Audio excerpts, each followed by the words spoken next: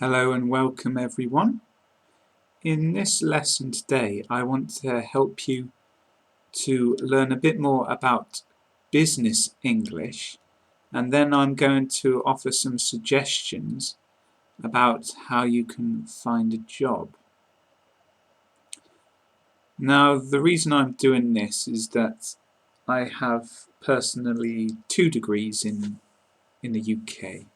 One is an undergraduate in business management studies, and the second one was a master's in human resources, and this helps me to understand more about finding a job and general business English anyway.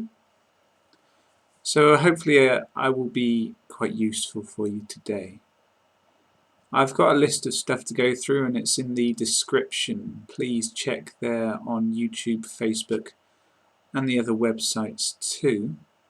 One of the resources I wanted to point you in the direction of first was a few lessons on YouTube I've already done called Business English Pronunciation Lessons. I have created a playlist.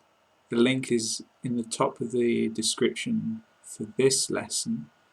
If you click on that, there are, I think, about 7 videos for you to watch to help you with pronunciation. That might make you more confident. Firstly, I'm going to talk a little bit about business English, but there's not a great deal I can say. I mean, I would imagine you probably know the main things. Of course, we're talking about being slightly more polite and formal. That's the main thing. Although remember that it always depends on the context and who you're with. If you're with colleagues who are friendly, you can act normally. However, if you're with, clients, customers or managers, then it would be wise to be more formal and polite. And easy ways to do this with English are using modal verbs, please, thank yous, and avoiding, slang, informal language, of course anything that might be considered rude or offensive. Formal and informal, I have an example to help you with, and it's writing emails. I've written it in the description, but I'm going to read for you as well. The formal example. Dear Michael, I can confirm I will attend our meeting at 10 o'clock in the morning next Thursday. Kind regards, Chris. The same email, but in an informal style.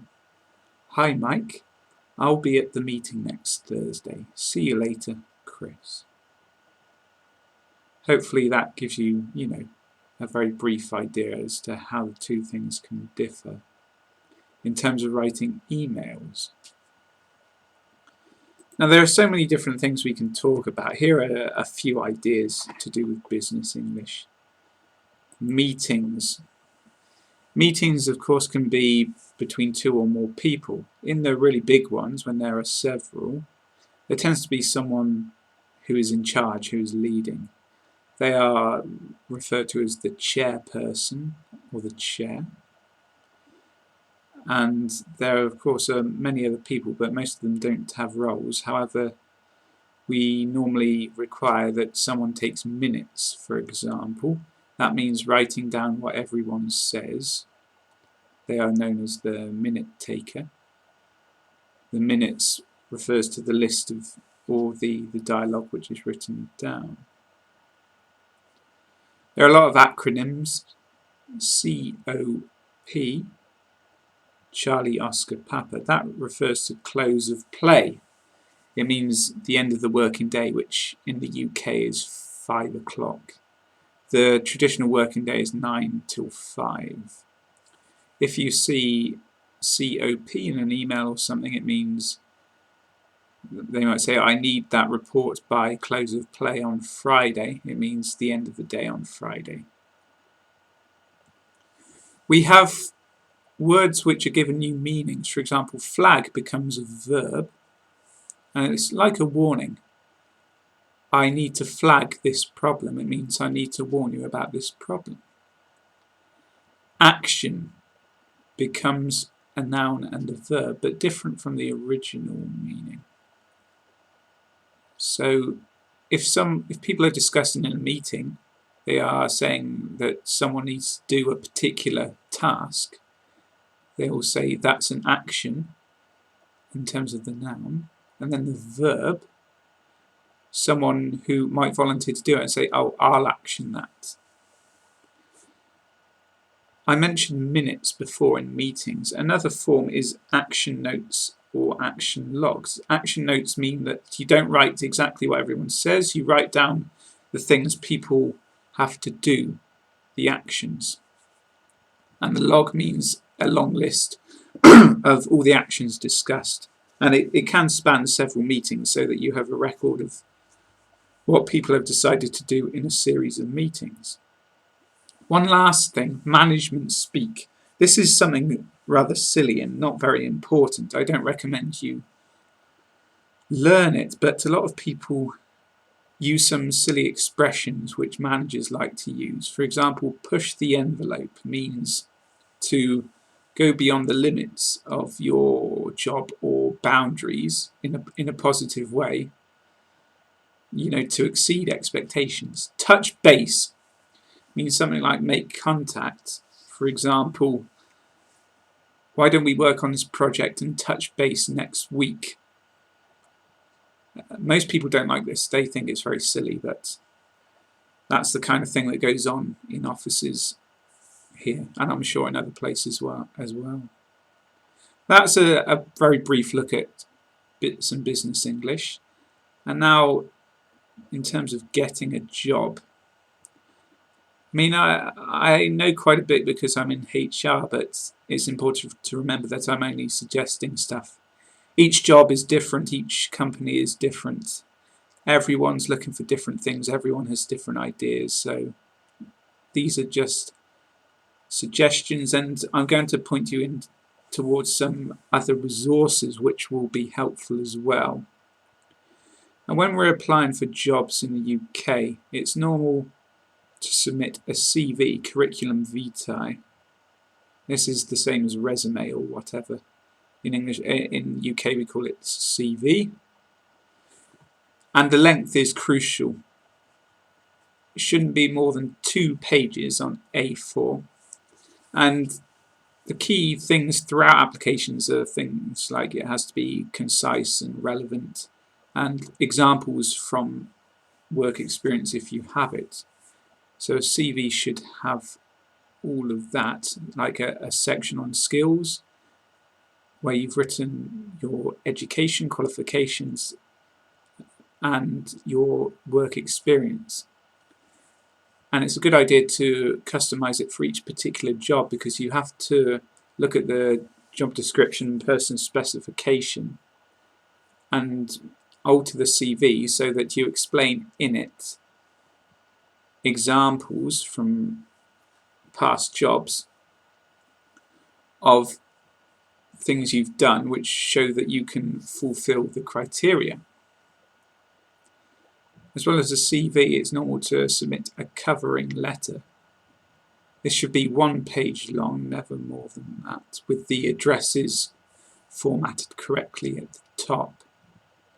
And as a very rough estimate, it should include, why you've applied for the job, why you would make an excellent candidate, and something about why you want to work for that company as well.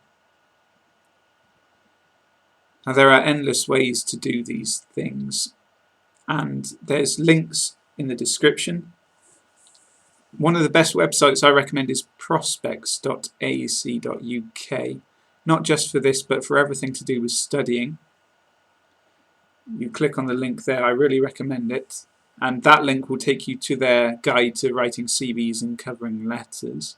Probably a lot more extensive and better than what I've said here. Prospects.ac.uk, please check it out. As well as that, most companies now will provide application forms for you to fill in. This will be a series of questions.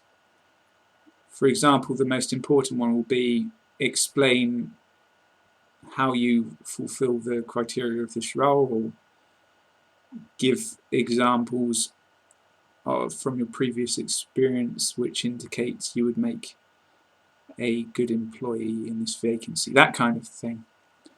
And once again, it has to be as short as possible because they won't read it if it's too long. Relevant, so everything you write should be specific and relevant to the job you're applying for. And always give examples of things you've done in previous work. In terms of interviews, that's very hard, isn't it? But I always spend a lot of time to prepare before, Research the company. They will always ask you, what do you know about us? What do you know about our company? And you only need to speak for 10 seconds, but a few key points and that will be fine. Of course, dress appropriately. Doesn't always have to be super smart. It depends on the job and the company, all that stuff. Try to be confident when greeting them. There's this theory that a lot of people decide within 2 seconds or whatever. I know it sounds silly, but it's a subconscious thing. And throughout, even if you get stuck or you don't know an answer, it doesn't matter that much. But what does matter is to come across as being friendly and personable in terms of body language. Try to seem confident even though you will probably be very nervous. Every answer you give, try to include examples from previous jobs again. And at the end, it's always good to have at least a couple of questions. The employers like that, that you have something to ask them as well. Don't mention money too much. That wasn't too great, but this is a very difficult topic, so I will advise again that you go onto the internet and you can search all these things on. I've given you the Prospect website. Try the BBC, the British Council, or if you type into Google you will find many other websites, and I'm sure that most of them will be great as well. Something a bit fun but possibly scary for some of you, so don't look at it unless you want to. I saw it on the BBC recently. Crazy modern interview questions. Employees have started asking strange things in hope of surprising people.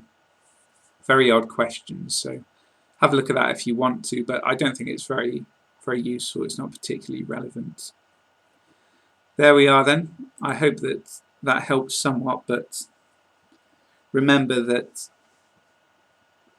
every job is different, every company is different. You have to think carefully about each thing you do and always talk to as many people as possible when applying for jobs. But good luck to you if you do that. Please join us for many more lessons. There are so many already. If you are looking for a particular topic, you can check on the YouTube channel. There's probably something there. And subscribe because I'm going to post many new ones. If you look in the description for this lesson, all the free links are there. Everyone can join and is welcome. There are 2 things on Facebook, a group and a page.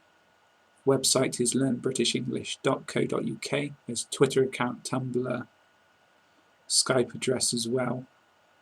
Like I said, everything is free for this stuff. In the coming weeks I'm going to have material on synonyms, antonyms, jokes, different things like that. So please join us if you can. Thanks very much for watching today. I hope it was useful, but it was a bit tricky for me. I will be back very soon with more lessons. Please join me if you can, but take care in the meantime, and I will see you next time.